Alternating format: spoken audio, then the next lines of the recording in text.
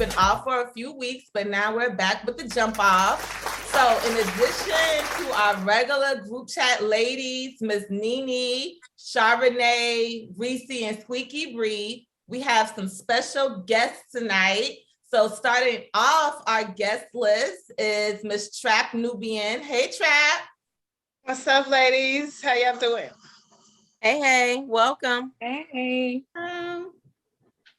Am I just saying what I'm drinking, right? Yes, Miss Trap, what are you libating on tonight?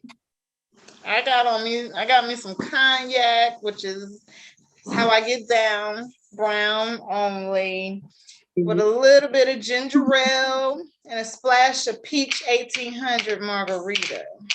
Okay. That is a dangerous mixture. I'm interested to see how you're going to be in about 20 minutes. Get to it. Please.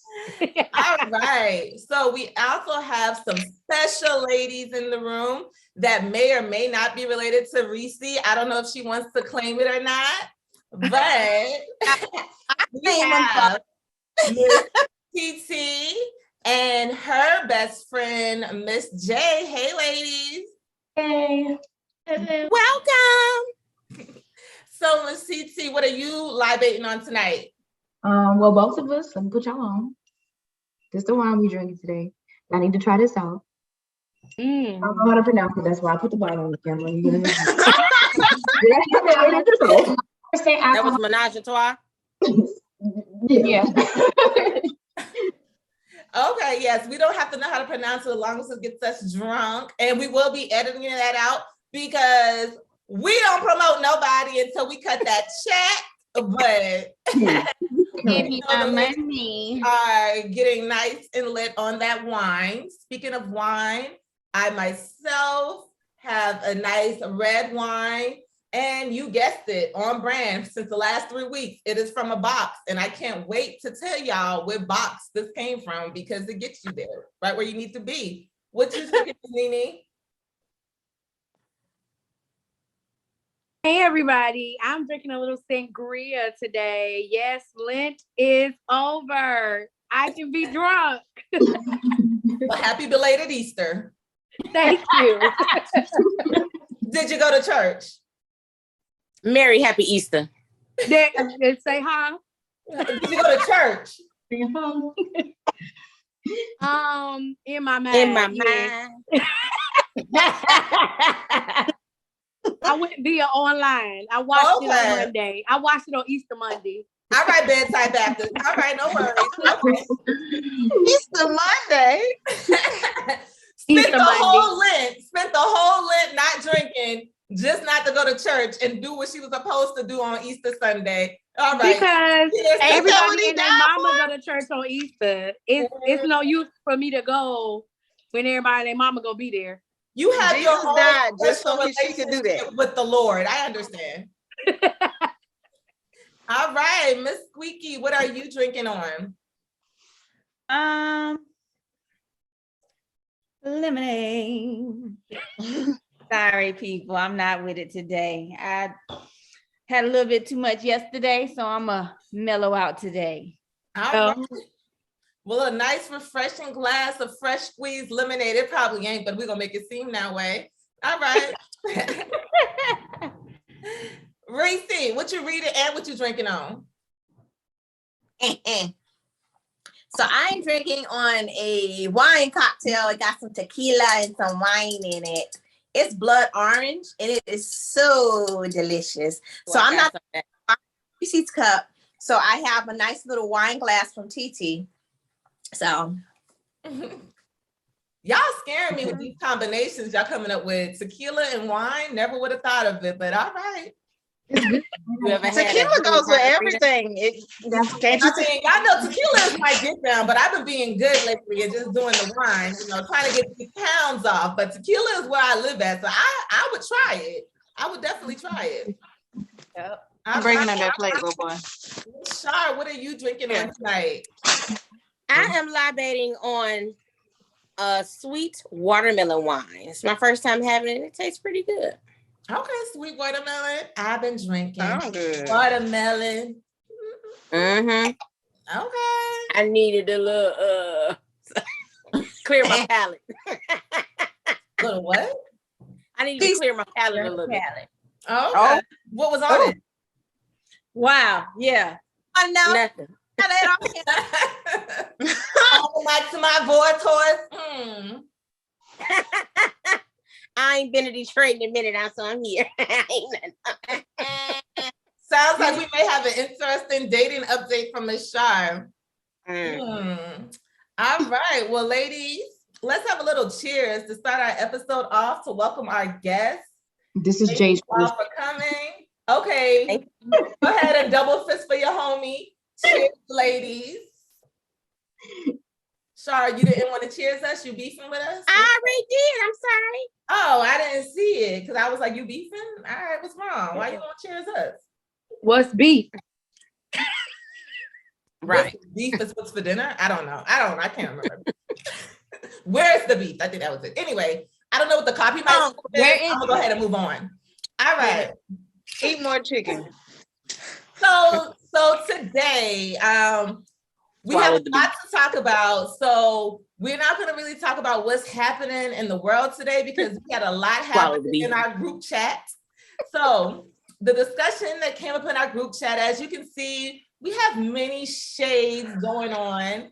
And we brought up a little topic about colorism and how it's impacted us in different ways.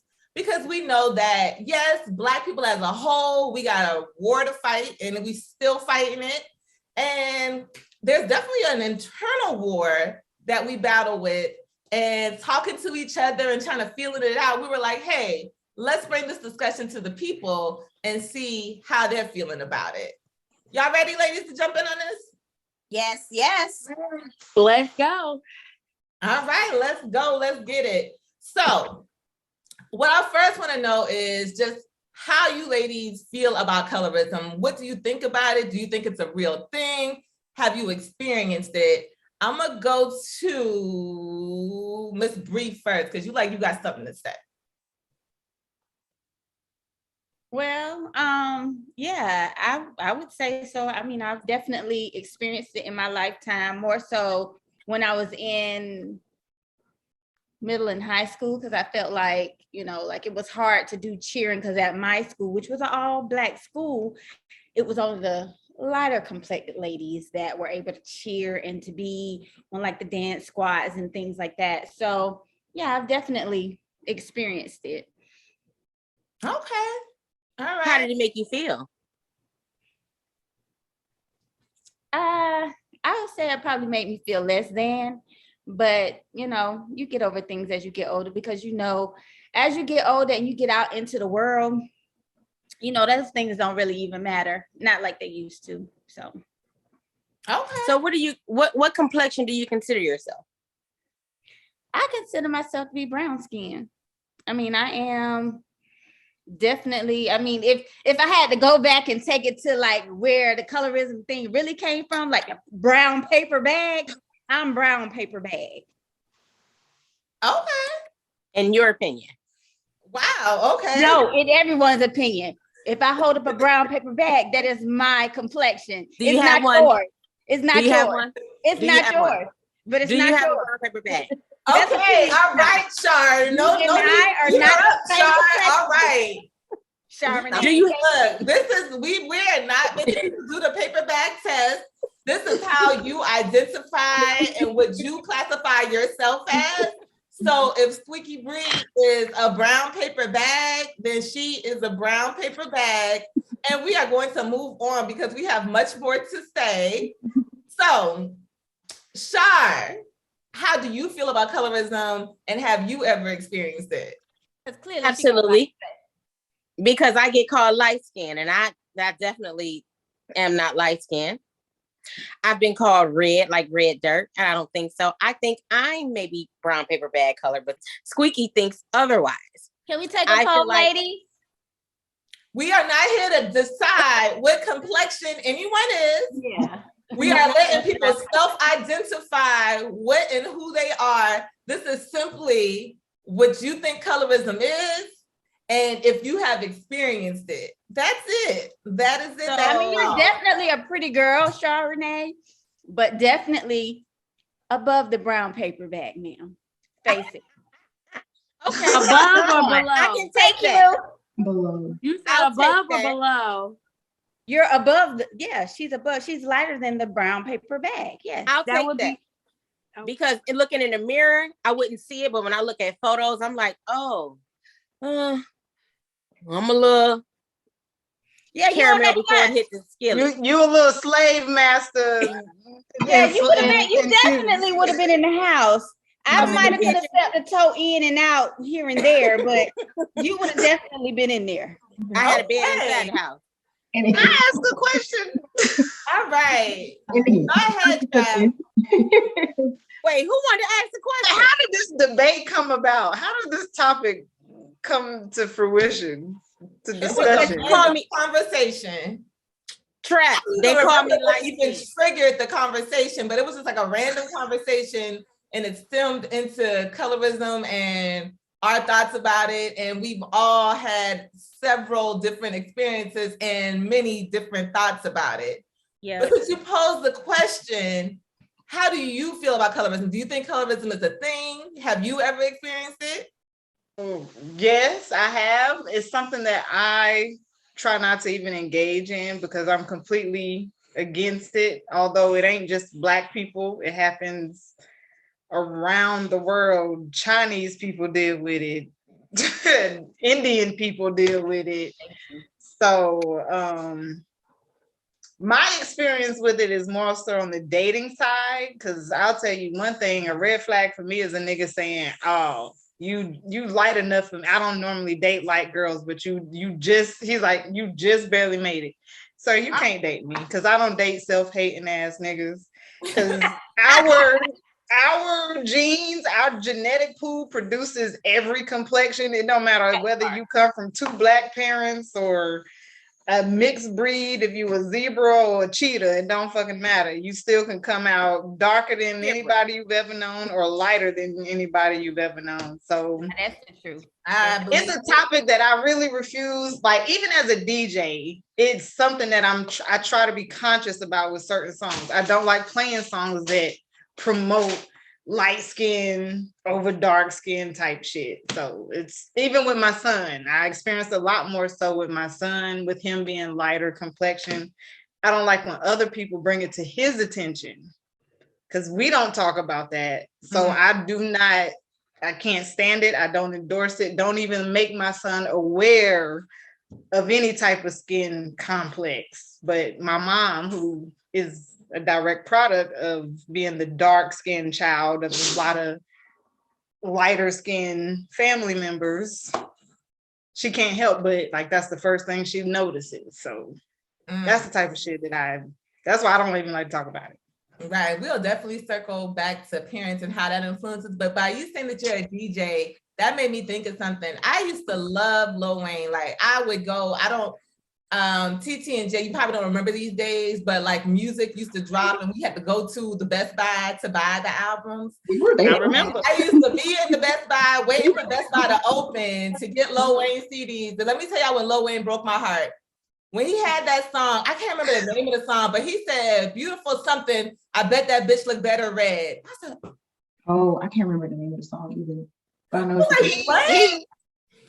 me and her both flipped on Lil Wayne. Yeah. I was flipped harder. Moment, I felt assaulted. I was like, but why he had to say it? Like, we'll get more into that. But yeah, that when you said music, that made me think of like when I broke up with Lil Wayne, and it still breaks my heart to today. It does, because we were both major Lil Wayne fans. I love him. Like, even when he was going through that weird shit with his dreads, I never said, bet that nigga look better with some good dreads.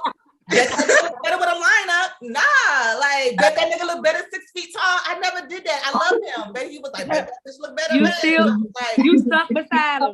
Like, damn, nigga. Gosh. Anyway, but that's cool nigga shit. You ride for them and then they be like, whatever, fuck you, bitch. Anywho, that's a topic for another day. All right, so I want to get the opinions of some maybe less seasoned people. Y'all all know how old we are. Y'all know we old hoes. But I want to tap into the younger generation and see if they've had similar experiences that we have had. So Miss TT and Miss J, How do y'all feel about colorism? Do y'all feel like y'all still experience colorism?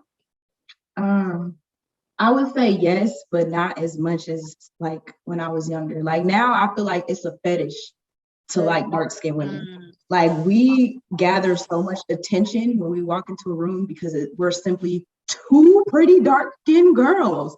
And it's like, it's rare to be dark-skinned. And that's what I feel like when people say that to us, they're like, oh my gosh, y'all are so pretty. I'm like, y'all never seen pretty black skin? You know, dark-skinned women before? Like, is this, y'all act like we're unicorns. But see, like we go out, we use it to finesse. So it don't bother us because I think you're pretty, okay, let me in the door. You think I'm pretty, buy me a drink. You think I'm pretty, say whatever you want to say at the time. But yes, it does still happen. It's just not as, I guess, aggressive as it was when I was, when I was younger. Have you ever been offended? Has anybody like outright ever offended you? Have y'all got you're pretty for a dark-skinned girl? Yeah. All the time. I'll stop talking to you. If someone says to me, you're pretty for a dark-skinned girl, I'm not gonna talk to you. What? Like, even like, thank you. And it's the same thing like what Trap was saying, like when men be like, oh, you know, I usually don't date dark, you know, light-skinned women, but it's the same thing for us. I usually don't talk to dark-skinned girls. So I'm like, You won the prize. It's mine now. It's okay. You don't have to talk to me. Like, You safe, because you ain't finna talk to one now. You safe. Hello? All right. All right. So, Miss Nene, how do you feel about colorism? Being the white girl in the room. Big side eye. Well, look at us having colorism right here in the room. Hi, Shark. As the token light-skinned one here today, Not the I definitely experienced, huh? I said the token. I'm the only one. It wasn't intentional. No, but I'm still, you know, that happens too, the token. So I guess I would say that my experience is definitely different than your stories or your experiences that you just described. I was always called the white girl.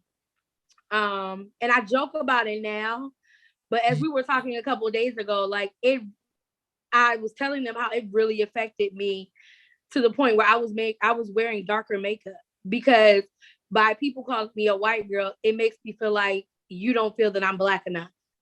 That and I'm Black. Like there, all the way down the line, there is a white woman in my family, but both of my parents are Black. And so therefore, I am Black.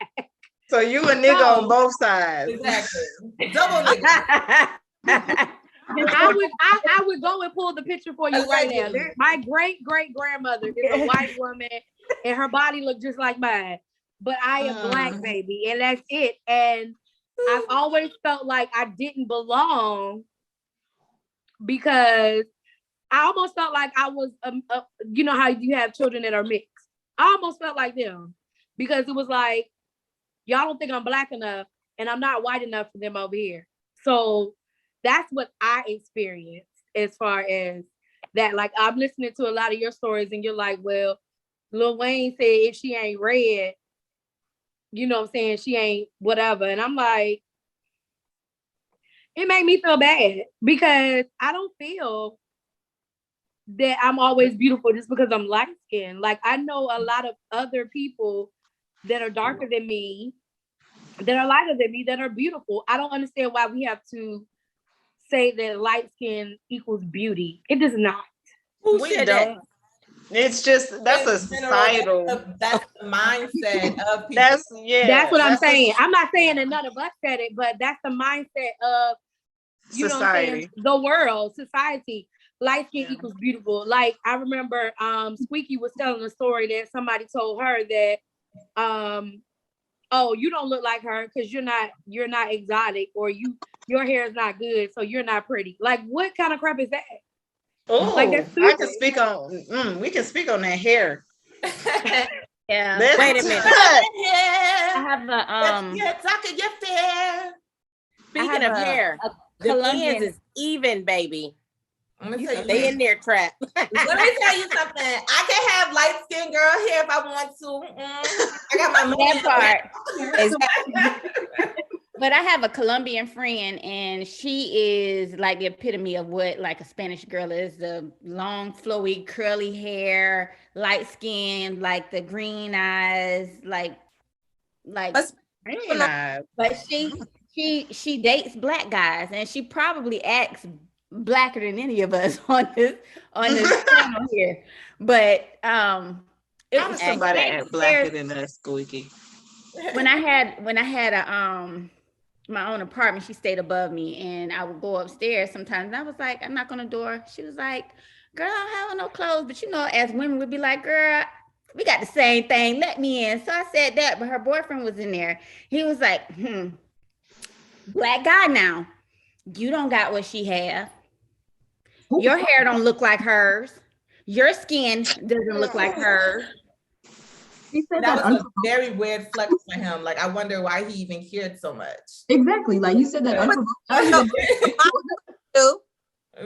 about that? He went huggers. He don't like black women. He wanted to remind you as a black woman. Sizes and colors, so the pussy might not look like hers either. We'll talk about different pussies in a second, and not in a second, in a different podcast. Because I was gonna say, if we talking about pussies, then my shit Puerto Rican or something. Bitty bitty bamba. Bitty bitty bamba. I'm here and say, I'm so done with y'all. I'm like, my shit is a fish, okay? It stay in the water. It's Puerto Rican. Puerto Rican. No, I don't want to be a Nigerian. fish. My pussy is a scammer. My pussy want that Nigerian money, okay? My pussy's Nigerian, okay? Okay. Black. Yeah. Anyway, y'all, we circling too far away from the topic. All right. So let's talk about where colorism begins. Like, I know it goes all the way back to slavery and Jim Crow, and people still trying to find a way to divide us from within. And it's kind of still working till today, but I don't even want to go that far back. I want to go to our parents, just like in your family, like when you first realized, and you might have had to become an adult before you even realized you were experiencing colorism. But let's just talk about us. And y'all know, we as a Black family, we have different things that happen. So I know personally, I've had older people in my family say, "Oh, you Black just like your daddy. Oh, you got a big nose just like your daddy." And it's like, not a compliment. And it's like, but you look like me. So if you look like me, you got a problem with me. And then you're like saying it in a negative way. Am I supposed to think that I'm pretty? This is making me horny. I had some homemade wine from Nene, and yeah, it was making me horny too. I was like, "Oh, my husband." This red wine, like, look, I be getting drunk off of this red wine. Okay, so I want to talk about basically our first experiences with colorism. And like I said, I've had people in my own family who have said like little slide things, and it was just kind of like the norm. Also, like in the Black community, what do we do? A baby is like 1 hour old, and the first thing we want to do is, "Oh, let's see the baby ear." And that's really weird to me. So, because what if the baby ear is dark skin? Now what? We don't want the baby? Like, let's have a new one. Right. So let me start with Miss Reese. What are your thoughts on that? Well, I mean, to me, it didn't matter what complexion my baby is, but me coming from a family that is, we the rainbow, of complexions, and my mother is on the lighter side, my father's on the darker, so we're mixed up everywhere. I think it is stupid to look at the baby's ears or look at the baby's fingertips to see how dark the baby's going to be, because the baby's going to be what they're going to be, period. Exactly. So it doesn't matter. Like you said, are you going to give the baby away because it's not going to be light skin or it's going to be dark skin? Growing up, it's 4 of us in the house, so we're all different complexions. And we did tease my brother, who was darker than me. We used to call him Blackie and, just stuff like that, just to kind of, because he was darker. And it's not right. but it's just something, it's not something that my parents instilled on us. Oh, you're the light-skinned one, you're the pretty one, or you're the handsome one because you're light-skinned. You know, a lot of times for me, I consider myself dark brown. I'm definitely not passing a paper bag test, period, unless you got some special paper bags for me. But even with like, you know, with Titi, with her growing up, I always said, oh, my baby's, you know, so beautiful. I want her to model. I want her to do that, this and that. And her daddy kind of made a valid point, which was one that the only valid point he may have had. But anyway. That's another podcast. He didn't want her to model because he felt that she was of a darker skin, so he would not treat her right. She wouldn't have a fair chance in modeling. But now, you know, everybody is raving over, you know, the models that are a little bit darker because their skin or this, like you said, it's kind of at this point a fetish. Yeah. Okay. But the issue in that industry is they have one token dark skinned girl for like the whole fucking thing. Yeah. Like they're not look really. Look at Ducky. And it's like, okay, what about anybody else? Right. Like Naomi Campbell has been the token dark skinned model for decades now. Now, granted, she's definitely talented and gifted what she do, but and then the other ones, the Kenyan models, I can never remember their names. Ducky, yeah. I can't remember the other lady name. It's a few of them, but like Beverly. Those are the older ones. But they're like consecutive. You never see them all. I've never seen an ad campaign for Calvin Klein or whoever, Louis. No, child, please. Every single... not gonna be all together. They like, we gonna spread this dark skin thing out now. We ain't about to have a whole campaign of dark skinned people. And I wouldn't mind doing some research about that as far as ad campaigns, because beauty products lately in the past years have definitely begun to use a complexion rainbow of black and brown women to promote their products. And those would be the products that I would gravitate to, because if you got every spectrum of black in your campaign, I'm with you. Right. But if you got one black girl and the rest of them white and Puerto Rican or whatever, bruh. I think advertising, everybody has to be included now. So, you know, they're no longer like excluding. But do y'all feel like that's authentic? I really saw. I was just about to say all the dark skinned people. I've never that was the first. After Fenty, now I'm seeing it everywhere. But Fenty was the first one that I saw that really inclusive had everyone, included everyone. But do y'all support those brands? Like that shit is so trendy. Like CoverGirl, like come on, y'all. It's corny to me. It's like, oh, okay, now dark skin is in, so now all of a sudden. You got natural hair care lines. You got all type of complexions of makeup. Like, girl, CoverGirl, if you don't go back to Rite Aid and get out my face, like, girl, bye. I'll spend this money on Fenty. I was like for a long time. I don't want your $9.99 foundation. I'll go buy Fenty. Yeah, a lot of them didn't have a wide color spectrum until Fenty came out with that. So that's why I rock with Fenty because of that. Because they said, well, she set a trend, you know, with that, because a lot of these companies you would go in and it would be like, you know, a darker color, but it's like, what the hell is this? This is not my complexion. Now I got to walk around looking like a clown because they don't have my makeup, you know, so. Urban death with the flash on. And you look like, you look at casket sharp. Right. Be like, don't hit the flash. Don't hit the flash. Yeah. Let's circle back. So going back to what Reese was saying, TT, do you feel like it helped you get over when you were experiencing colorisms, having like the support of your mom, knowing that, you know, she always supported you doing whatever you want to do, no matter what your complexion was? I'm gonna be honest with y'all, no. Because at the end of the day, my parents were always telling me I was beautiful. It was the kids that I was growing up with that affected my self-esteem. You're my mom. You're gonna tell me I'm pretty. You're my dad. You're gonna tell me I'm pretty. But then I go to school and the little boys are telling me that I'm ugly because I'm dark. And I'm ugly because I'm cute.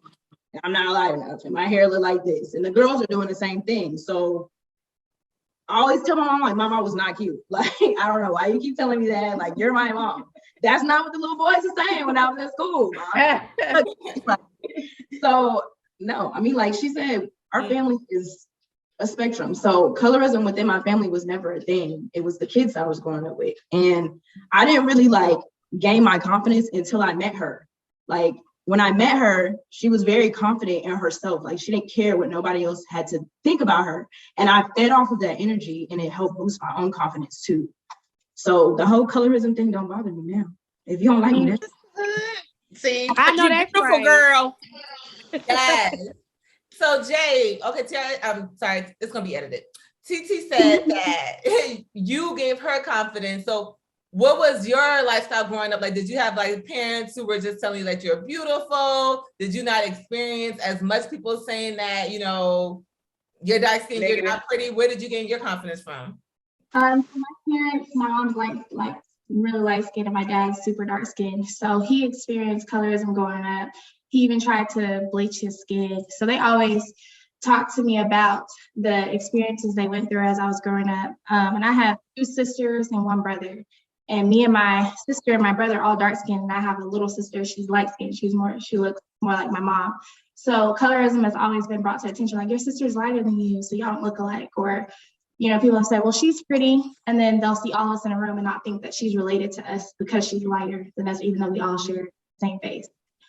So I did experience it growing up. When I was in school, the boys thought I was ugly. People constantly pointed out my skin tone, but because I was at home and my parents had already taught me that even before I went to school, they made it a point that you're going to experience this, your dad experienced this, you know, I experienced it with family. So I got my confidence early. Like just because my skin's not lighter doesn't mean that I'm not pretty. So even though I went through that at school, like Kiki Bree said, as I got older, it didn't matter to me. Also with cheerleading, I did cheerleading and stuff. And it was more, not even that I was dark skinned because I was Black, period. And so growing up, cheerleading was more of a white sport. So it wasn't necessarily that I was dark skinned. It was, I was the only Black girl on the team. So a lot of the focus was on me anyway. So my confidence, because attention was always on me, being dark skinned, being the only Black girl growing up, I had to gain my confidence and feel pretty within myself because I was always in the spotlight when I was around. Love it. I'll be honest, like y'all, wait, mostly y'all know my mom, and my mom is like lighter brown. I used to feel cheated, like, how did I get so dark? Like, why? Like, it would life would be so much easier. Like, what happened? And then like my parents would have never said anything but like, you're beautiful, this and that. But I used to be like, I wouldn't tell them, like when I got teased, because I didn't want to hurt their feelings. So like if I got teased or anything at school or anything like that, I would just keep it to myself. Like I might've been crying on the bus. I get home, how was your day? I had a great day. Meanwhile, somebody called me a patent leather shoe. I don't. It's funny. But you know what though? God gives his hardest task to his soldiers. Okay, Yo, so I promise y'all, it's funny now, but yo, that thing Damn, was a patent leather shoe though. Reebok. Yo, That's my word. he called me That a part. patent leather Reebok. Like I was And we came up in the days before makeup and weaves, and we wasn't wearing none of that. So we like, was I just promise dark. y'all. Like y'all know how when somebody like when y'all going back and forth and like Don't they ignore like call it. you ugly or something, you can't say nothing back. yeah, Like, like, you said that, like I just hit him. I couldn't say nothing. I was like, I was gonna say, like, what are am we I fighting? do? What am I say? What did you say back? No, that was I used to really like hold stuff back from my parents because I'm like, I don't want them to be sad, or meanwhile, I'm like slowly dying inside. I'm like, I don't want them to be sad or feel like they got an ugly daughter. So I would just come home and be like, oh, everything's fine. Everything's great. Be like, Get you I don't wanna go back protecting to your that mama. school. From a standpoint, like, you know, TT feels like we would just tell her, I always tell her, you know, I'm very rude and I'm very vocal. If you was ugly, I'd tell you was ugly. I was like, you weren't ugly. Now you did, Like, how they ugly. but never ugly. You know, everybody goes to their little phase like, okay. funny looking. No, but she was never ugly. I like, you know, myself, anybody calling me like, you know, names because of my skin tone, but being looked over, you know, like, you know, when I was single in the dating world, one of my friends when I lived in North Carolina, she's Dominican. So, you know, she's a lighter, you know, Dominican. And she's very pretty, don't get me wrong. But they, oh yeah, she's so exotic and blah, blah, blah. And I'm like, exotic? That's what she's supposed to look like. What the fuck is exotic anyway? He's like, how exotic is that? Like, these Weird are not looking. like, I feel like, so I'm not exotic. I'm just ugly then. Shit. Oh, well, weird looking. You're like, I want exotic. Like, boy, stop saying you want exotic and just say you want a girl with some curly hair. Okay, like, I want an exotic girl. Like, my girl is not exotic. She grew up down the street from me. Just like me. Not exotic, baby. Okay, she got curly hair. Like, let's get it together. You want some curly hair? I'm sure. I can be it. Like, whatever. You want blonde? Look, you know. I am not exotic. I am not exotic. Let's be clear. Like, she want exotic. This hair is curly as hell. I am not exotic. It's the same thing though. It's So the same thing. Being that you have a teenager right now that's in high school. So how is that? Have you had that conversation with her about colorism? Has she experienced anything? How do you kind of parent through that with having a teenager now? We talk about any and everything. I don't think she's had that issue. She's actually a little darker than I am. Probably, I don't think she's about the same shade as Sharp, Renee, but she's darker than me. She takes after her father. So, and she goes to a school that's predominantly white. But we did have an issue where, and I think this is just racism, it has nothing to do with colorism. She tried out for soccer and did not make it, and everybody named that did make it did not sound like Bo and Quisha, if you know what I mean. But like, I think it's 48% Black and 51% white. So she's never said that she's had that issue. Having this conversation with you guys, I'm definitely gonna ask her, because me growing up, that's all I experienced. I never knew anything else. I honestly, as I'm sitting here listening to you guys, I really feel like I'm not making an excuse for them, but you know how some white people don't know what's really going on when it comes to racism? That's how I feel right now, because I'm sitting here like I've never experienced none of this. Like, it wasn't until I watched the documentary, I think it was Dark Skin Girls, that I really saw what was going on. I was like, oh my God, like that really happens? Like, we tear each other down like that? Indeed we do. Do you have darker complexion people? Huh? Do you have darker complexion people in your family, or y'all are all pretty fair skinned? We are all pretty, on my mother's side, we are all pretty fair skinned. On my father's side, my grandmother is, she's very red. So she's red, but she's a little darker. So she looks more like there's Indian in there somewhere, but mostly everybody is a lighter shade. We're not, I don't think that there's really many dark skinned people in my family. Maybe that's why I never had to deal with it. But yeah. But listen, I dated my fair share of some chocolate. That's my exotic. So are you a colorist? That's my exotic, baby. So is that your colorist? Do you only date dark men? No, because I married someone maybe a couple of shades darker than me. I will say I may prefer somebody darker, but I ended up with I've never dated anyone lighter than me. Like, I honestly don't think and I'm gonna say it like this, I don't think I would ever date a white man, because if you look at most white men, they date dark-skinned women. I've never seen a dark-skinned man. I've never seen a white man with a light-skinned woman. I don't do pink toes. Ooh.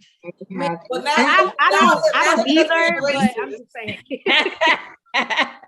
I when it comes to dating, I think I probably practice colorism. I'm going to say this. I have seen, be like, oh, he's handsome, men that are of lighter skin.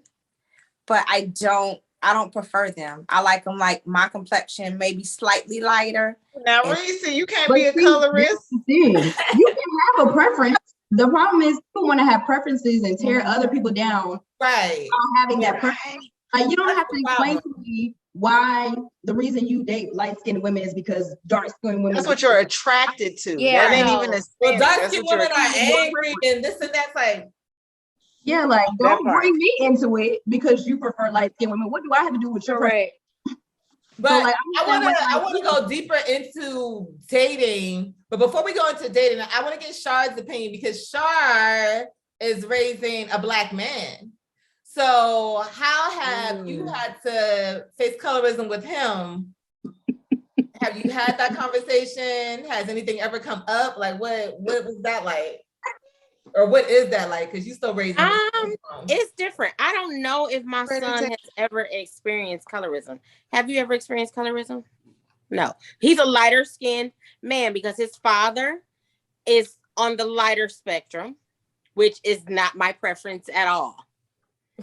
I like them. It happens. But like at this. some point. At some point. So I'm bendable. I have a preference, but it's not my standard. You know, I have a preference, but I'm not stuck on that preference. Okay. If I meet somebody that's different, then I'm gonna give you a shot. You know, his dad is definitely lighter skinned. He's maybe a shade darker than for a real me. nigga. That's it. But my son is he's on a lighter, he's a lighter skin tone. My mother is a lighter tone. She has hazel eyes. My father is probably purple. He's real dark. Like, so I'm a mixture in between the two. But my son said he's never really experienced it. His best friend is a white boy. Oh, they've been friends since 13 and they're 20. Now, can we talk about that for a second? Because a lot of the younger generation, they really do befriend and like they're really more diverse than we are. They're not as segregated as we are. Like they literally try to live by that. I don't see color. Because it's true. It's not like a fake thing. Like we don't care. Like I have my white friends.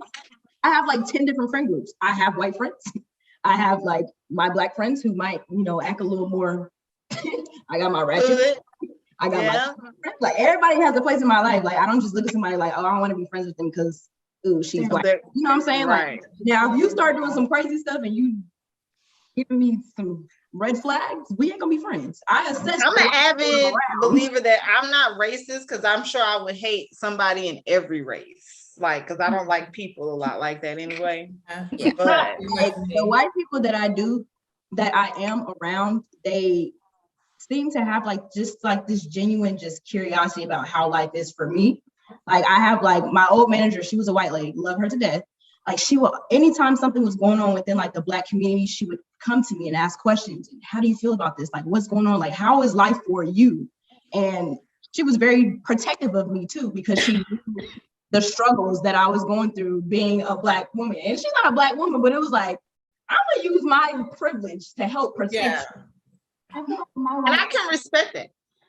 I feel like my white friends started asking questions when the George Floyd and stuff was going on. Because like I said, I've treated a lot of white friends.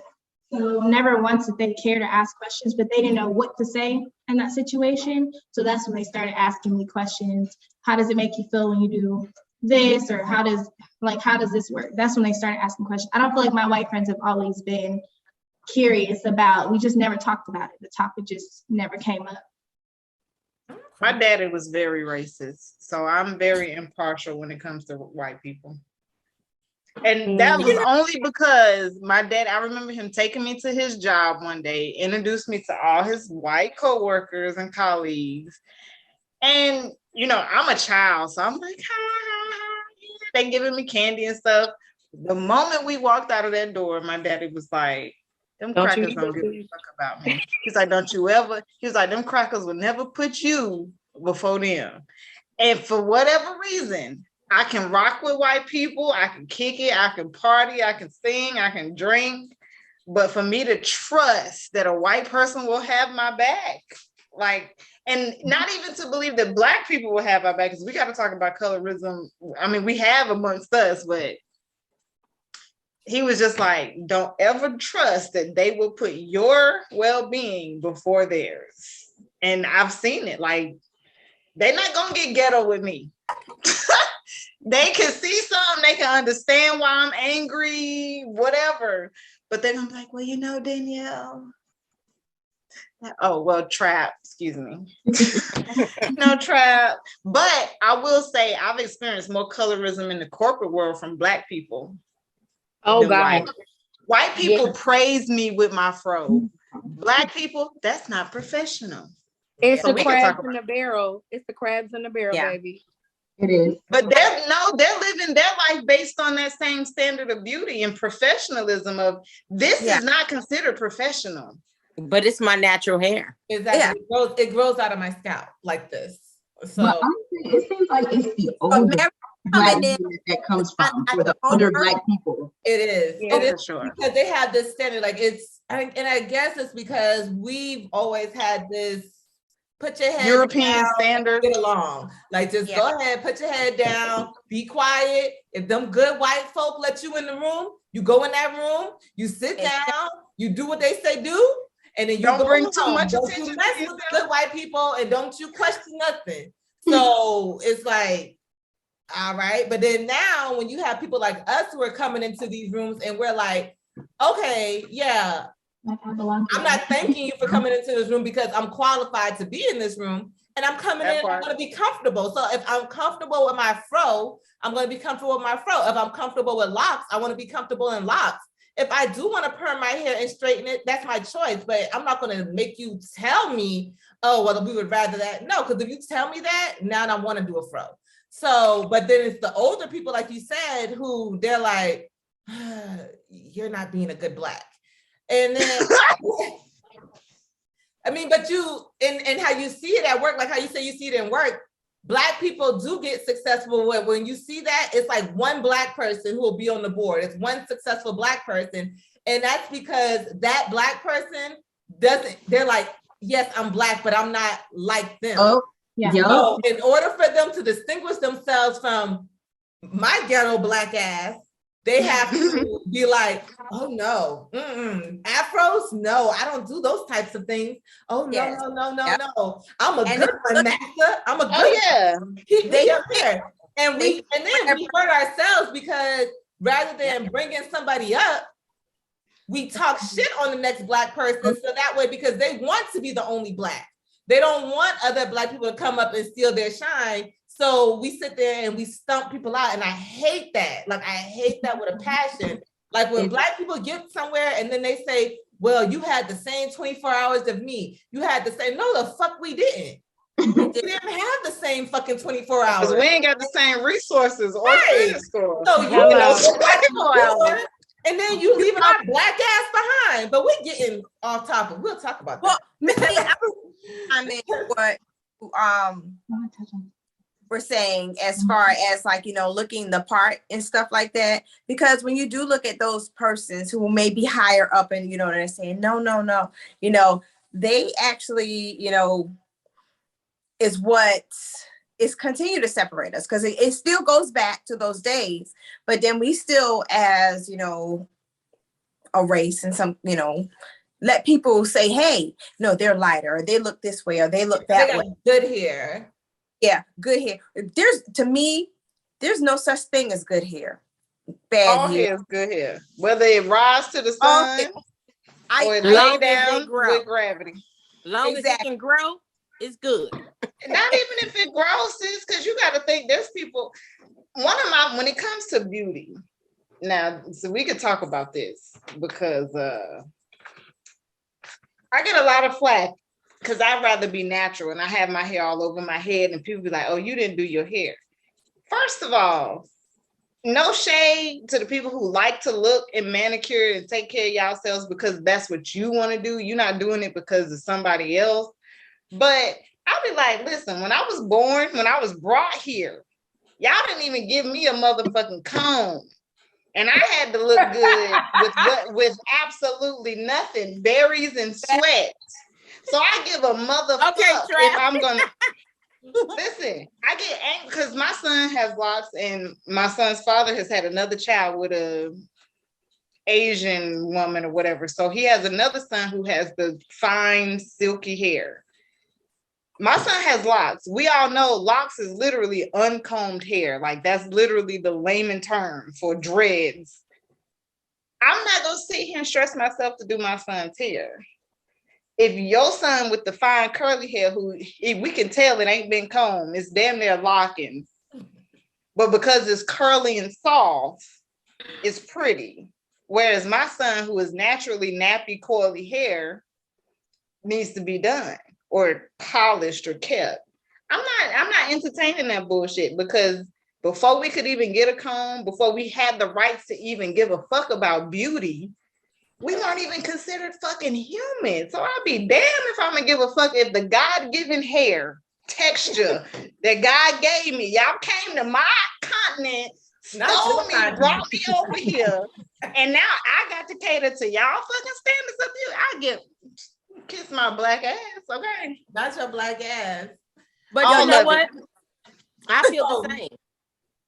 I feel the same as far as the body type. I get you so cute for a big girl. Oh God.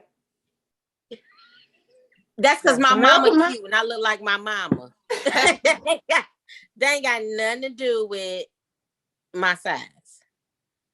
And that got shit to do with your brain or your ability. That's what kills me is people assume that goes against the standard. It's just like, oh, let me shout you out for being the exception and hope you think it's a compliment. But let's circle back. If we circling back to colorism, do y'all think that there's a different standard? Like, do you think that it's more acceptable if you're lighter for you to have like the unkept, messy bun look and get by? And if you're darker, you have to like put on for the city every time you walk out the door. Like you got to comb your hair. You in this country together, get that ash away. Do y'all feel like there's more pressure the darker you are to be more put together? Yes. Yeah, you have to be extremely pretty. Yeah. As a dark woman for people to notice you. And we travel together a lot. And like we do have like, we used to have like a lighter skinned friend that we used to roll with. And like, it was another one of those things where it's like, everybody just, she's so exotic. This is a black girl. She's just light skinned. But the thing about me and her is like, we don't like attention as it is, and we generate a lot of attention. So when she was with us, it was 2 times more attention, but they wanted to talk to her. So it was like me and her would just fall back into the background because we don't want to talk to y'all anyway. But it was just, we add a light-skinned person to our group. It's amazing how much more attention we seem to get just by adding her. And having to the word. And so I feel a little bit opposite. Because I'm going to say this. When we would hang out, myself, Mimi, Squeaky, Reese, few other people, every single time we went out, men gravitated to Mimi. If nobody met anybody, Mimi did. Let me tell y'all how I feel to be the skinny bitch that's her best friend at the club. But too, being skinny versus thick. See, that's the next one. We got colorism, now we got to do thickism. I tell people all the time, I don't like niggas, but I get niggas. We cheers to that. Toast to getting niggas and dick dealers. Dick dealers run, they out here. Yeah. But it would be so, and it's funny, like when you say that, and like you're like, oh, when you go out, like I get all the attention. But like even when I would go out with Chad, because like we partied through college years, so y'all know how that was. And I always felt like, okay, she gonna get all the dudes, and I might get a little scrappy or two here, but she gonna get them. Like she's skinny, she lighter, she got long hair, she's got the little blowout going. I'm like, all right, it's your night, girl. Get them. And I did. Guess who would always get the drinks? That ass. Her ass always got Mimi drink got or an got ass. us in the club. My skinny ass wasn't getting shit. Light skin, long hair. My flat ass wasn't getting shit. She I knew the feel like- bouncer. She knew the owner. The only way I got in is if I worked at that bitch. Wait, okay. But let me be honest though. Like, I feel like you need to get up and twerk just to let them see. I'm not gonna get up and twerk because y'all will not use my ass to sell this podcast. That's No, gonna be the clip. Like, hey. This is the exploitation of dark-skinned women. They always want the dark-skinned woman to get up and twerk. Look at this. Look at y'all exploiting me. Look at That ain't got Well, nothing to do with your skin the complexion. thing. It's got to do with your ass. It ain't got Right. nothing to do with your That skin ass complexion. could have came light or dark. It's the Yeah. ass. For real. For real. Like, That's how I gonna get get by you in where life. you gotta go. I'm Like, after I realized that like niggas was not feeling me as a dark-skinned person and any of my other chocolate identifying ladies want to chime in, but like at a young age I was like, oh hey, I'm not really the people's choice. So I always felt like I have to give a little bit more. Like I'm the homie. Like I'm like the home girl. I'm the home boy. I'm cool with everybody. I get to know people and I'm like the connect and things like that. And I'm like, I have to go out and sell my personality. What I used to think is I'm gonna sell my personality and then my personality pull you in. And then you don't even realize I'm dark skinned no more. I'm just that nigga. And that's how I get by. Like that's how I would get by. That's how I have friends. That's how I had gonna like me or you not. Because baby, I ain't gonna tell you nothing. like, but yeah, so I mean like now, like y'all like whatever, fuck that. But that's how well now I'm like fuck all, fuck everybody. If you don't like me, fuck you and your mama. I don't give a fuck. But before I was like, all right, well, let me go out here and just be the life of the party. And that's how I had friends. That's how I had dudes. That's how I had whatever y'all be saying. I got these connections or whatever. It's because I was just cool as fuck. But like now, I'm like, I'm not giving all this energy up. I don't give a fuck. Either you like me, either I'm your cup of tea, or I'm not your cup of tea. But it took me time to get to the point of not giving a fuck. Like I used to care about like walking into a room and then all of a sudden I hear snickers. I hear it get quiet because I'm like, oh, are they laughing at me because I'm black? Like, why are they laughing? Why they get quiet? But now, if it get quiet, it get quiet. But What's the matter? I used to put on a little extra for the city just to try to get people to like me without liking what I look like. Yeah. Now it's like a fetish. Like It I is don't know literally if a fetish. you like me because you actually like me, or is it because wow, I think that's a pretty dark skin girl and that's rare. So let me try it. It's Right. And I would sabotage things because I didn't think I was pretty. So I'm like, if a dude tell me I'm pretty, I'm like, What is the Really? what you want? What you want? Some pussy? Like if you want to fuck, just say you want to fuck. We can fuck. Like, all the time that I have social anxiety because people told me I was ugly for so long. I still struggle when people compliment me because I feel like it's backhanded, even though I know when I look in the mirror, when I walk out the house, I'm pretty, I look good, but it's still like, and when we walk in a room, when you have anxiety, you just notice everything. right. I feel Like like the dogs saying they experience colorism too. around y'all, but like, Dog say you better leave my fucking mama alone. have you So embarrassing. walked in a room and you literally just feel the room stop? Like everybody just turns their head and you feel like everybody's staring at you. That's how I feel when I walk in a room with her. Like it's like everybody's like, oh my God, these two pretty dark skinned girls, and it's annoying. And I have anxiety. And when people compliment me, they're like, oh, you're so pretty, blah, blah, blah. I think they're lying. I think they're lying every single time. Right. And I still haven't gotten over it. And it still bothers me like to this day. And if people knew what was going on in my head while I'm in the middle of the club, standing there trying to look cute, like Exactly. I'm literally trying to tell myself to calm down. Like, I'm dying inside. My anxiety is on 1,000. And then now even like the niggas that do come up to me and talk to me, I'm like, do you even like me? Or if you just trying I know, like it's a lot. It's a lot. Do y'all feel like y'all gotta work harder? You know how they say black people in general gotta work harder than white people, but Black hacks. What you That's the think? black tax, Like, right? are y'all perfectionists? Do y'all was like, oh, I gotta get this perfect? I feel like it's not necessary. I feel like I have to work harder at work, but I feel like I have to give more positive energy, because if I'm in a meeting and I'm listening and I'm just listening, and I've had a leader reach out to me and say, what's wrong with me? Because I was literally just sitting like this, listening, and they thought I had an attitude. So I feel like I have to smile more, and I have to feel like, oh, I'm jolly. I can't just be regular. I have to laugh so people won't be like, oh, she has an attitude. Now, I don't know if my lighter skinned sisters have that same problem, but people automatically think I have an attitude when I'm just being normal. Okay, yeah. Yeah, I I get that. a lot. That What do you RBF. think?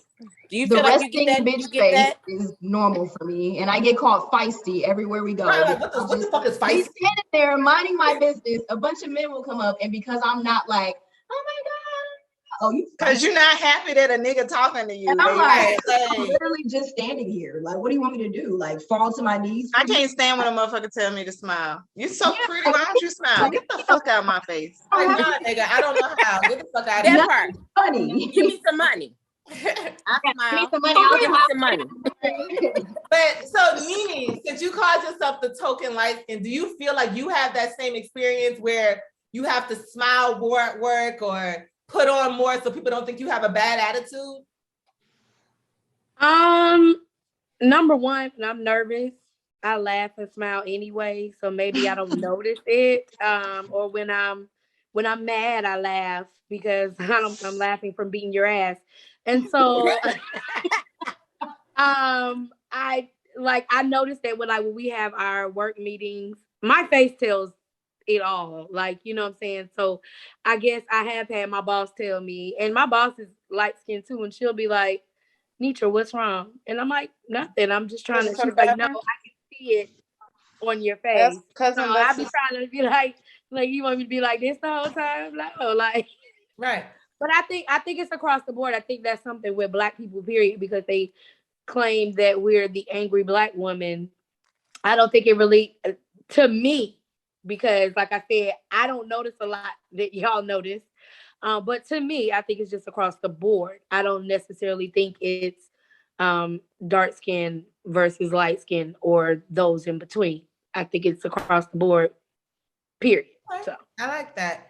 I don't feel like it should be a versus, like we all should be one, because then we have that bigger question of, we got racism and we got colorism. Like, what are we going to first? Like, as a dark-skinned person, am I supposed to like run to all the dark-skinned people and say, fuck all the light-skinned people? Because we all got to work together to get over racism. So it's like, why would we even separate ourselves?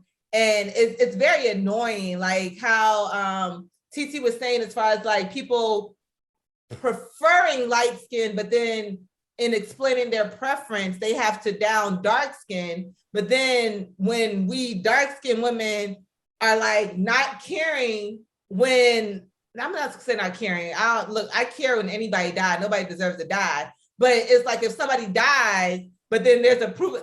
TT don't give a fuck when people die. Okay. I know what you're about to say. Because I know But when exactly. there's like something proven that you hate Black women or you hate dark-skinned women, and then I don't come up here and wave this flag in March because you died, now I'm the bad person. And it's like, am I supposed to defend no matter what is said against me? Or, you know, like, so it gets confusing when that line comes. Dark men are our biggest critics. Like, Yes. I have You more better say that light-skinned again. men that gravitate towards me than dark skinned men. Like, I feel like dark skinned men see, I don't know if it's because they're dark skinned, but dark skinned men don't see dark skinned girls as pretty. And I feel like a lot of men tie success, like when they reach successfulness, they tie that to being with lighter skinned women or white women. And they said that to us out of our mouths. Because because we went to school, we went to, with athletes and stuff. I was an athlete. So a lot of these athletes are dating light skinned or white women. And we would ask them, like, why are so many dark skinned men, why are y'all dating these white women? And what she just said is literally what came out of their mouths. Like, it's a token of success when you date or marry a white woman. And it's like, I've heard I people don't say that. understand. I think that shit is crazy. Like, I think that's a form of self-hate. they think It's that's not for me to understand. like, oh, I'm not that nigga. I got this white chick, and it's like, whatever. But It's just confusion. it's crazy. My sperm, if that's your my preference, sperm bank was one of those dudes that was like, oh, I don't normally date black women. The issue is you can't keep black women. Right. Like a lot of men, especially if it's race-based. If anybody has a race-based standard, I was like, you already ignorant. You weak. Like you, I ain't even gonna say weak. You just ignorant. Like because my mentality, your mentality, like everybody on this screen right here, all different complexions. None of us seem to be lacking in mental capacity. Like I can think for myself. I can provide for myself. I can be funny. I can be sexy. I can be playful. I'm family oriented. I can take care of my business. You can't judge none of that shit by my fucking complexion.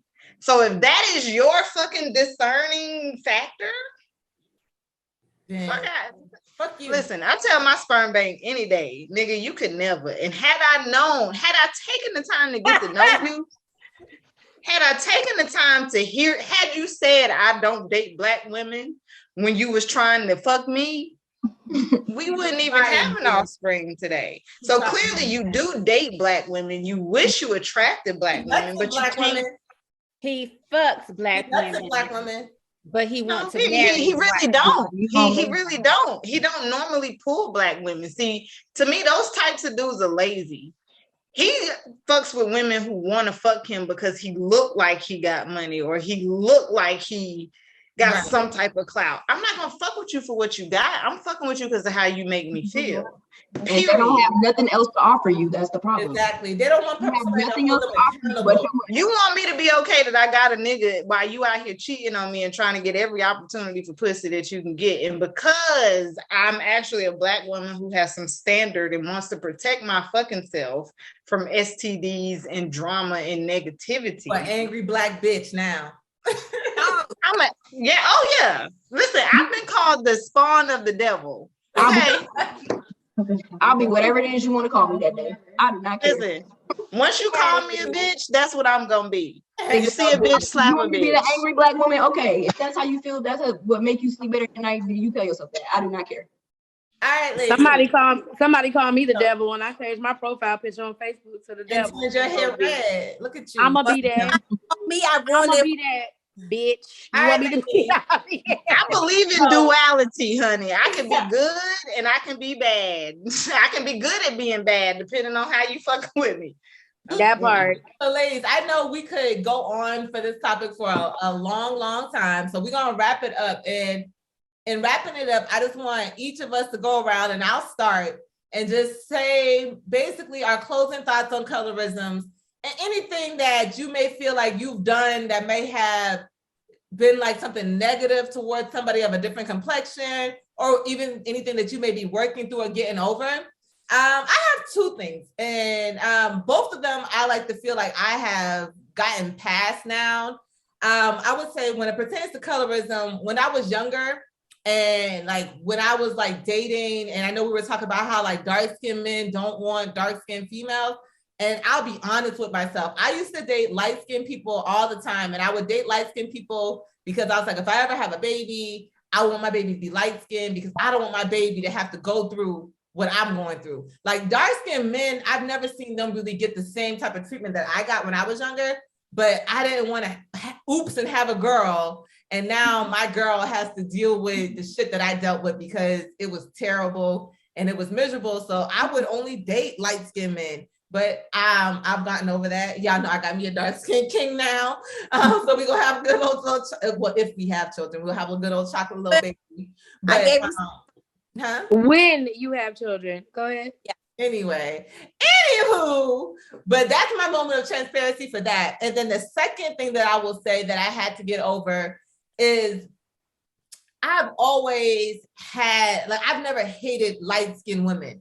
And I've always had light-skinned women as friends and things like that. I know that sounds really white and I have black friends, but I've never hated them. But I've never really taken seriously light-skinned women when they say, oh, they experience colorism, because I felt like their colorism was, oh, you must be white. My colorism was, you a monkey. So it was just like, to me, it wasn't equivalent. Like, yeah, they were saying you were white and things like that, but they weren't. You were still human. They weren't coming for your whole existence. So I would discredit that. And I would just be like, girl, cry your tears somewhere else, because baby, it's deeper over here. And I say now I've changed my thought around that, because I can't just predict how somebody else interprets an insult. I can maybe you being called white gave you the same feeling I got when I was called a monkey, and I can't discredit that. So I've really gotten over of trying to assume that on the lighter side, the insults were better, and that my pain is bigger than a light-skinned person's pain when it comes to colorism. Anybody else have something they want to close with? Well, let me, because being the light-skinned person that you were just talking about, when we had the first conversation off of this, I did realize that it was definitely different. Mind you, I have been called a monkey as well, but it was not by a Black person, it was by a white person. So don't think we don't get called monkeys either. But it is definitely different. When I came on here and I said my experience is different, I was just always said I was a white girl, but it made me feel less of who I was, because I was always that white girl. You know what I'm saying? But the transparency, as I said earlier, was that I didn't know a lot of this was going on. I have friends of all shades, you know what I'm saying?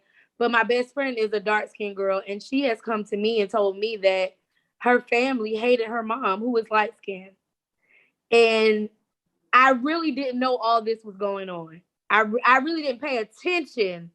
I think that's it, that all this was going on, where it was, light versus dark, or even when it comes to Black people. I think the message of this podcast should be that they're already tearing us down as a people, but we inside are tearing ourselves down even more. Mm-hmm. Not only is it colorism, but classism. Like y'all were talking earlier about somebody who make it to the top, and they look down upon those who don't make it. You know what I'm saying? Instead of helping to get that way. I think what we need to do as a people is try to find a way to just get rid of all of that, because they put this in our mind to tear us apart. Mm-hmm. And until we do something about it, or until we get to the point where we stop saying, oh, that light-skinned girl or that dark-skinned girl, we're still going to remain in that same type of environment. So that's just my transparency. All right, thank you. The way I look at it, and this might sound weird, is I don't regret the colorism I experienced. My baby thoughts when I had children was the opposite. Like, I've always wanted my kids to be dark skinned, because I feel like the colorism I went through made me stronger and made me love myself more. So now it's easier for me to not worry about if I walk in the room with my light skinned friend and she gets more attention than me. That doesn't mean that I'm not pretty. That just might be those people's preference. So when I walk away from that, it doesn't make me feel any less. It took a while to get there, but I wouldn't necessarily want a light-skinned child just so they didn't go through that. I would want to help them through that, and then that would help them hopefully at the end of the day love their stuff more. So that's just kind of what I took away from it. So I wouldn't change what I went through, because I feel like it made my confidence level better and made me love myself more. Love it. Oh, girl. I just want to show gratitude for your experience and your journey, and y'all too, period, because that's not normal for our generation. I was born in the 80s. I don't want to say how old everybody else is. Right. So I just turned 38. Right. So, my takeaway is always one of my favorite sayings against the common saying of ignorance is bliss. Ignorance is not bliss. I'm grateful for your family that they made you aware of the obstacles before you faced them. So you knew not to be fazed by them.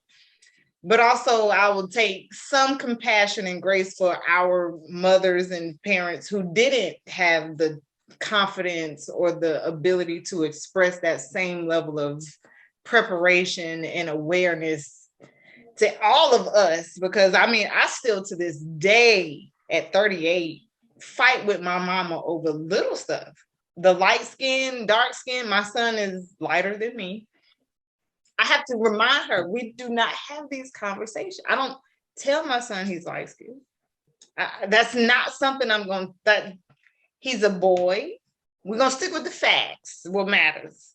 But I'll take away from this conversation because as Trap Nubian and the DJ, one of my missions in my business, my branding, and anything that I do is to instill pride. The Nubian side of my DJ brand is to instill pride in being Black and knowing that we are the blueprint.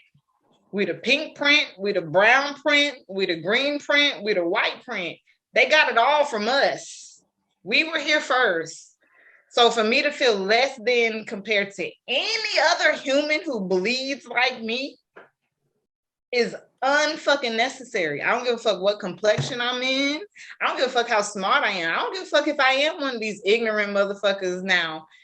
I am a positive champion, so I don't like negative motherfuckers and ignorant motherfuckers. But I'll say this, as a Black person, my life is no less worthy than anybody's. And especially, I'm never gonna look down on myself to a white person. They can look down on me all they want to, but I'm not gonna subject myself to that bullshit. Fuck you. You are not my God.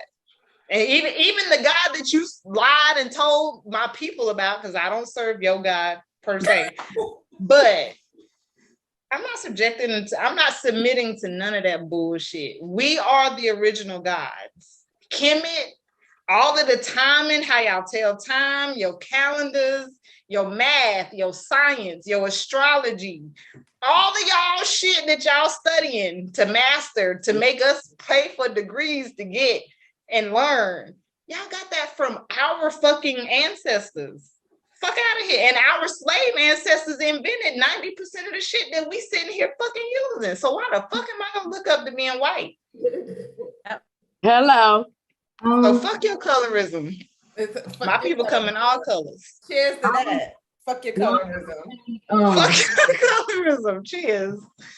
Basically everything Jay said, I agree with. I've never, even though I struggled with my own self-confidence growing up because I was dark skinned, I never wanted to my kids to be light skinned. I want them to be as Black as can be. I want them to be Blackly Black. So that's just me. I'm Black, y'all, and I'm Black, y'all. Black. I'm Blacker than I'm Black. I as well, like I don't regret the experience that I had. One, because the same people who was calling me Blackie when I was little is the same people that's in my DMs right now. So that's another. Come on now. Now I'm pretty. Now my skin. You remember me? What's up? You remember me? Nah. You won shooting when I was in the gym. And I make sure to read it and leave it on red. But go ahead, continue. But I think from like the whole like total conversation, like I feel like as Black women, you know, from all shades, as we become more confident in ourselves, the world is seeing that. And you see more people like hyping up light-skinned women, hyping up dark-skinned women. You see people coming out supporting that because they see that we have boosted our own confidence as a unit. Before that, everybody was just breaking us down, and we were just sitting there. Nobody was doing anything. Now it's like, we not sitting here no more. Like, we was hoping for crumbs and shit. Now fuck your crumbs. I'm gonna wear my hair how I want to wear my hair, and all y'all gonna sit here and shut up. And you're gonna like it or you're not. And I feel like the more we do that, the more you have to accept it at that point. You can't tell me nothing now. Yeah, like if we get rid of that narrative, everybody else don't have a choice but to do it too. Because now there's nothing else to talk about. You love yourself, I love myself. You do what you do, I do what I do. Nobody has anything to say now. So I just big enough for all of us. Cheers to that. I'm very proud of y'all. Your mama, Reese, is drunk. Cheers to you all. Cheers to you. You raised the good one, Reese. You raised the good one. The queen. Cheers to the queens raising queens. Black queens and that. Cheers to the queens raising queens and kings. Cheers. And my cup empty, but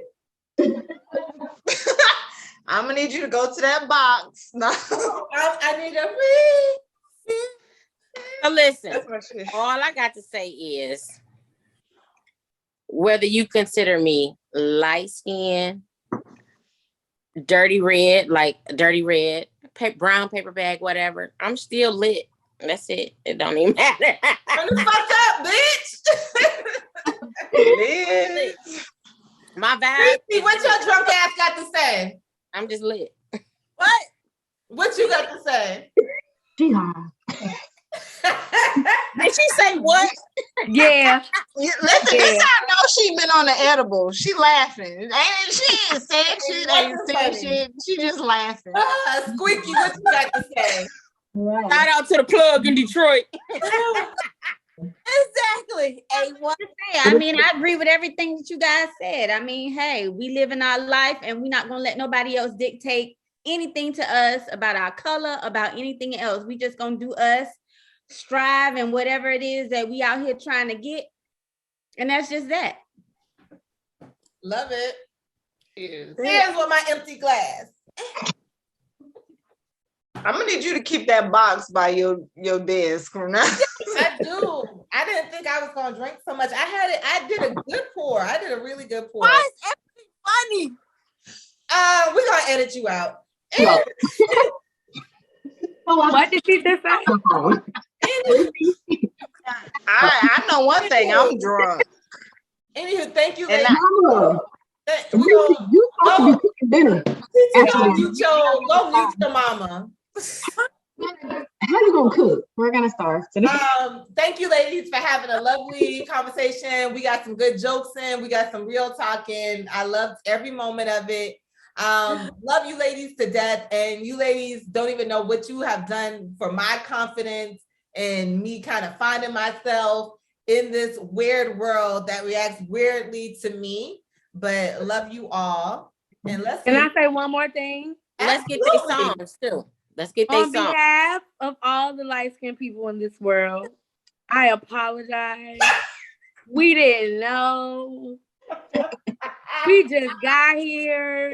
We can't help it. Like We just got here. Like it ain't our fault. Master was fucking your mama. Mama, don't be Apology accepted, Nene. Apology thank accepted. you. Because I was over here feeling bad. I was over here like, Probably had a tear in the corner of her eye. You like, sound like one of them white people who You know, wasn't the one you you had know the white slain. people. I just Renee, say, you know I was over here about to cry. I was over Oh here my about to cry, Renee. I was over here like, I know you was. I thought you was mixed this You whole kept time. looking to the side like, And Nene, I in feel every like episode, I thought you was mixed. I thought you was half white. I thought your mama was We white. accept no, your both of my apology. parents are black. We accept I'll your share a apology picture. on behalf of the light-skinned people. I know I'm not on behalf of the light-skinned people. On behalf of the dark-skinned people, I accept no apology. Thank you. Oh God, that was funny. Ooh, she done apologized for all just the call me red dirt. The can you eat? Oh. Okay, so we do have a listener letter for today. So from Anonymous, how to deal with colorism in the dating world. As a dark-skinned Black woman, I noticed a long time ago that a lot of Black men tend to date lighter-skinned Black women or white girls. I'm okay with the interracial dating, but hearing a Black man explicitly say that he would never date a dark skin right in front of me hurts. I eventually started to realize that me seeing Black guys with only light-skinned girlfriends is not a coincidence. Anyways, incidents like that one make me discouraged when it comes to dating because I feel like most guys just see me for my skin complexion or my race and not me as a person. Also, it personally makes me not want to be the one to shoot my shot because I don't want to be rejected for my skin color. And a lot of other girls my age don't have to make the first move. Guys just come to them. Anyways, at my high school, I never saw a dark-skinned Black girl with a boyfriend, but in college, I thought guys would be more open-minded. So how do you deal with this when it comes to dating? Have you chosen to date outside of your race? If so, what has been your experiences? All right. I date people who want to date me. That's right. That somebody said it best. I think it was Sade was to say, you better like who like you. That's it. Don't break Better like who like you. It's a lot of guys I might be attracted to or think is attractive, but if you're not pursuing me, which unfortunately Bestie knows I don't really date any fucking way, but 9 times out of 10, I'm at that age where I want to settle down. I'm looking for like a life partner type shit. So if you don't want to be here, my nigga, if you're just trying to be a dick dealer, which is my term for every nigga who want to fuck without a relationship, young girls, take heed. It's a lot of niggas who like pussy, but they don't like women. A word with you. And that's a word for you. Word. Listen, we need to write that down. I need to be a podcast. Oh, say it one more time. Dick dealer. Oh. Look, we can start a whole dick dealership in this bitch. Let me get my pen and my pad. Where's my pen? That is trademark. Don't. That's for hoes and hypocrites. Don't y'all try to steal that, but y'all can use it. Baby, dick dealer. Okay. As a dark-skinned woman who has to navigate the dating world, I've never really experienced I had a boyfriend in like high school. I had a boyfriend in middle school. He dumped me for a light-skinned girl, and that hurted my feelings. But I did have a boyfriend for a little bit. But she was just, light-skinned, I guess, and she was popping. You probably wasn't putting out, friend. Knowing you probably probably putting out. She may again on behalf of the light-skinned women, we're sorry. In middle school, she was putting out in middle school. Oh yeah, I was sucking dick in the locker room in middle school. Girl, I was gonna say my fifth grade teacher. My fifth grade teacher told my mama because I was getting teased, and they was calling me the virgin girl in the 5th grade, and I was crying. My teacher told my mother that I probably was the only virgin in the 5th grade. It's out there. Let me tell you something. I wasn't fucking because I was afraid my mama would find out and beat me. That's why I wasn't fucking. But that's another episode. That's another episode because I'm not fucking. That must be a Southern thing. I was not fucking. Y'all got me thinking.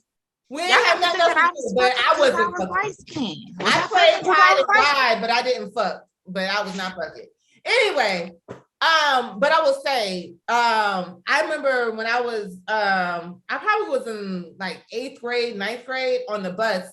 The guys were rating girls, and they got to me. Oh no! I could hear him, and he was like, "Oh, she would be a 10 if she was light skinned." That was weird. I didn't know what to do with that. I was like, well, I can't. I can't come back tomorrow and be light skinned. Actually, you might have could have. If you was in the bleaching your skin, you might have could have been light skinned. So thank you for the honorable mention. But what I would say is I've definitely experienced those times where I felt like, I just got to get what's left over. The light skinned girls, they're gonna get the first pick. They get the first round pick. And then I kind of get what's left. And I feel like when I was dating, I probably have accepted situations that were definitely red flags, but I kind of let things go longer than I should have, thinking, well, this is the best that I'm going to get. But that's before, I really knew who I was and figured out that I was the shit and loved myself enough. But what I would say to this lady is don't get too caught up into what people's preferences are. Like some guys want light skin, some guys want white girls, but there's a lot of men out there that do find dark skinned women attractive, and she just hasn't found her person yet. So I don't think she should be focusing so much on, I'm never going to find somebody, everybody want light skinned men, and maybe it's the circle that she's within. Like you have to be okay with leaving that immediate circle that you're in, and you got to let love in. So sometimes it might not be the guy. And sometimes too, it's not the person that you're going to look at. Like sometimes we judge people too fast, or somebody might be dorky, or somebody might be a nerd, or they might be this, they might be that, but you're doing the same thing to that person that you're mad about somebody choosing a light-skinned person over you being dark-skinned. So what I also have learned is you want what you want, but at the same time, I don't judge people and I don't count people out for things that they can't control. So maybe she got to look within herself too and see what she's trying to get and what is she throwing away and what she turning away that may be coming at her, is what my thoughts would be on that too. Well, I gotta go get my son a bath. Okay, so I would like to piggyback off that. I would just say that the anonymous needs to work on herself and her confidence. Work on that first, and let the person that is supposed to be for you find you. Because when you go out there seeking, you will never get the person that is for you. Stop looking. Let them come to you. All right. And Trap, I know you said you got to go real quick. Did you want to give chime? I will say this. I've been single for a lot of my life, y'all. So the past couple years, not only have I started dating myself, I even started writing love letters to myself. And like a lot of the shit that I expect to get from the men who pretend to be interested in me, those two things, me liking myself and me dating myself, has worked wonders for me, not waiting on a motherfucker to do it for me. And I say that even with the skating thing, how I've just kind of like, I've always loved skating, but it never occurred to me to buy skates and skate on my own time. The past 2 days, I've been on a date with 2 different dudes. Neither one of them are really doing what I want them to do. And so I've been going skating. Both of these niggas thinking I'm out here just fucking with niggas. And I'm like, I'm really just out here dating myself. I took myself to the skating ring. I take myself to eat. And I'm becoming and beginning to fall in love with dating myself. Like I even text myself, good morning, beautiful.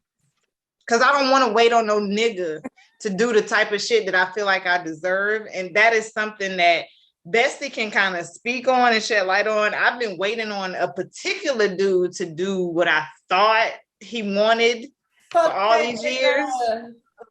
And I'm thinking, oh, he just can't do it because he ain't got time or he got this going on.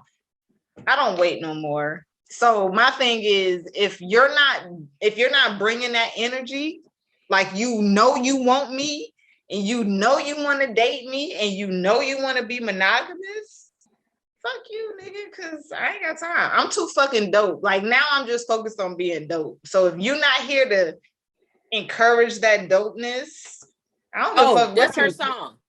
That's gonna be Trap song. Toby, whatever, dope. I'm dope. That's her song. You know what song you talking about? Send me the song, because people who send me music.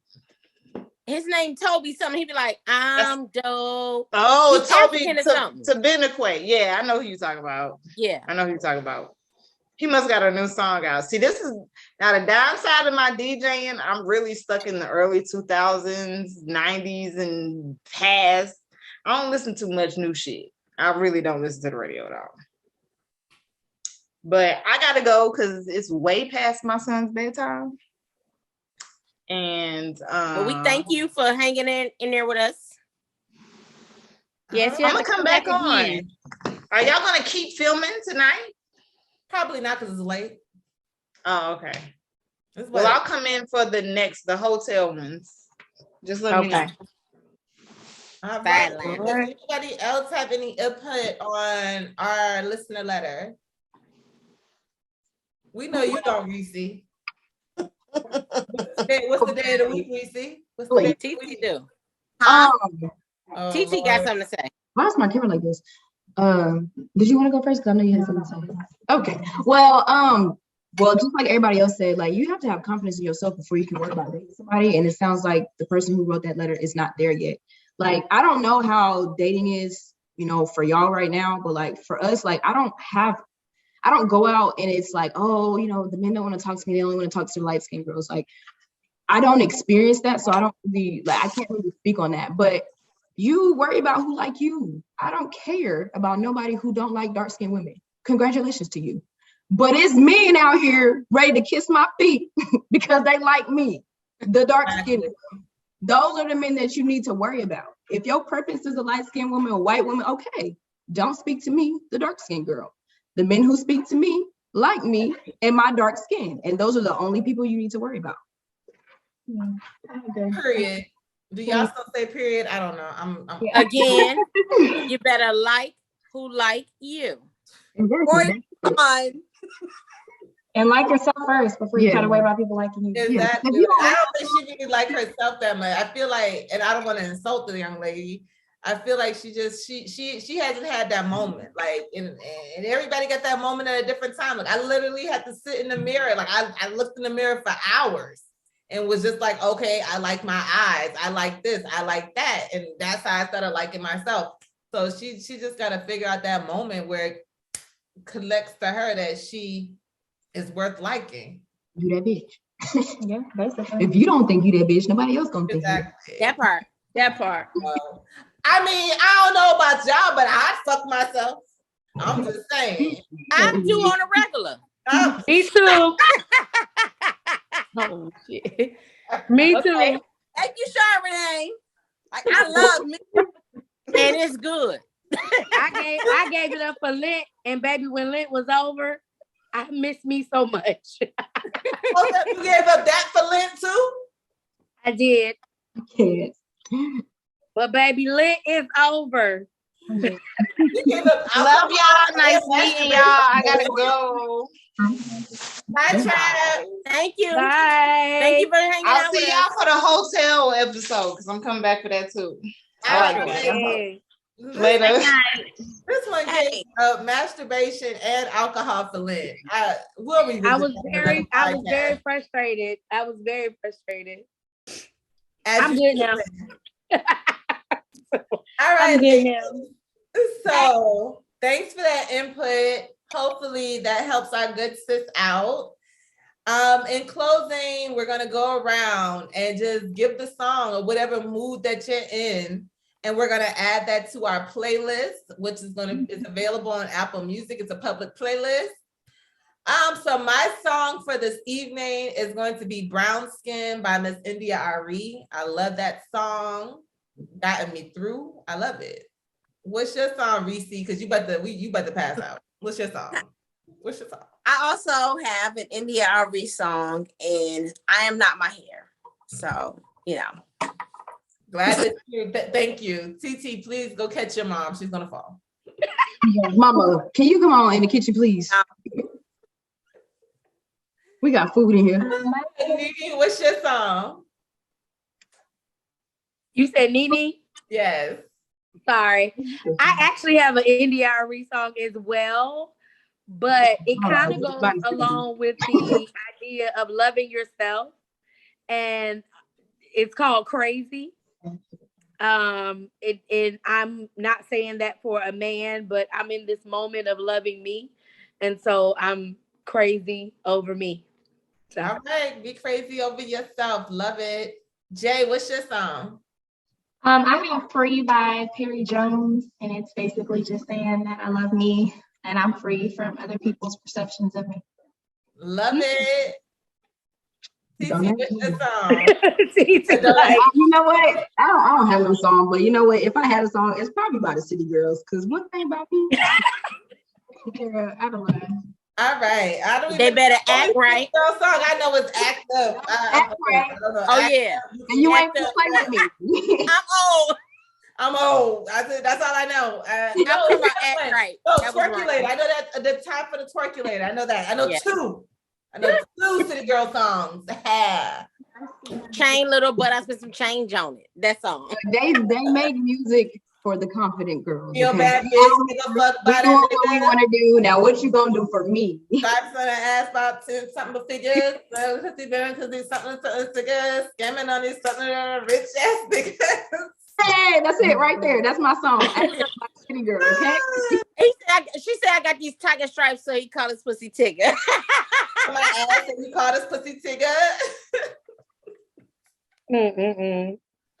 Shaw, what's your song? My song is Bilal, Soul Sister. All right, I like it.